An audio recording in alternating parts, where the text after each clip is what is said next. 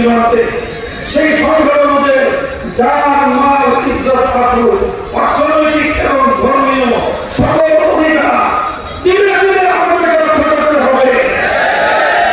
ইনশাআল্লাহ বাংলাদেশ সেটা পারবে। বিগত ১.৫ মাস এই ৪০ দিন তার প্রমাণ হয়ে গেছে।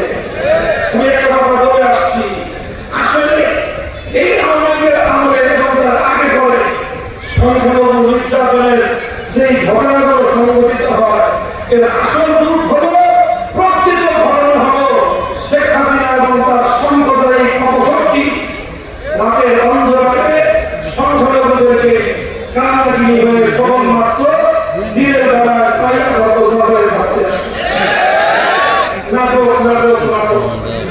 এই নাটকের বলা ছিল যদি ঘুরে দাঁড়াতে না পারে ইনশাআল্লাহ বাংলাদেশে আর কোনদিন কোন সংখ্যালঘু নিপীড়নের ঘটনা ঘটবে না।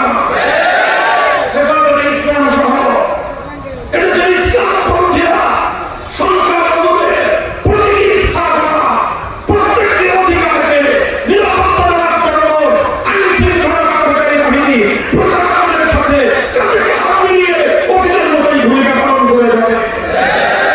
বাংলাদেশে সাম্প্রদায়িক সংঘাতের কোন স্থান কথা ঠিক নেবে ঠিক। ইনশাআল্লাহ এভাবেই আমরা আমাদের এই সংগ্রামকে অব্যাহত চালিয়ে যাব যতদিন পর্যন্ত আমরা চূড়ান্ত গন্তব্যে পৌঁছতে না পারবো, ততদিন আমাদের সংগ্রাম চলছে, চলবে ইনশাআল্লাহ। বলবেন আমাদের চূড়ান্ত গন্তব্য কি? আমাদের চূড়ান্ত গন্তব্য হলো ইনসাফপূর্ণ একটি সমাজ কায়েম করা। যেই সমাজে থাকবে না কোনো বৈষম্য, যেই সমাজে থাকবে না কোনো ভেদাভেদ, যেই সমাজে থাকবে না অনাহারে আত্মহত্যা, যেই সমাজে থাকবে না নিপীড়িত মানুষের বঞ্চনার কোনো হাহাকার, যেই সমাজে থাকবে না মানুষের উপর মানুষের প্রভুত্ব এবং শৃঙ্খল, সেই সমাজ করা সম্ভব কোন তন্ত্রমন্ত্র দিয়ে নয়, মানব রচিত কোনো তন্ত্রমন্ত্র দিয়ে নয়। সেই পূর্ণাঙ্গ ইনসাফ ভিত্তিক সমাজ করতে হলে একটাই ব্যবস্থা, সেটা হলো আল্লাহর জমিনে আল্লাহ প্রদত্ত রাজনৈতিক বন্দোবস্ত কায়েম করতে হবে।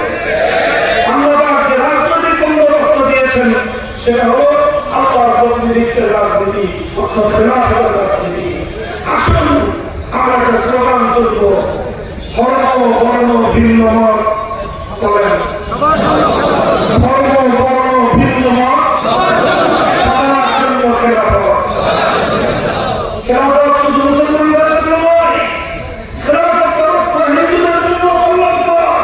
খেলাফত ব্যবস্থা বৌদ্ধ খ্রিস্টান সহ সকল ধর্মাবলম্বীদের জন্য বৈষম্যহীন সামনের সমাজ কায়েম করার অঙ্গীকার।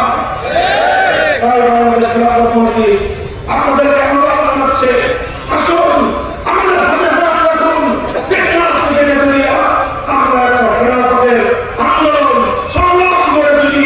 ইনশাআল্লাহ এই বাংলাদেশে চূড়ান্ত বিজয় যেদিন আল্লাহর দিনের বিজয় আসবে, সেদিন পূর্ণাঙ্গ ইনসাফ কায়েম হবে ইনশাআল্লাহ।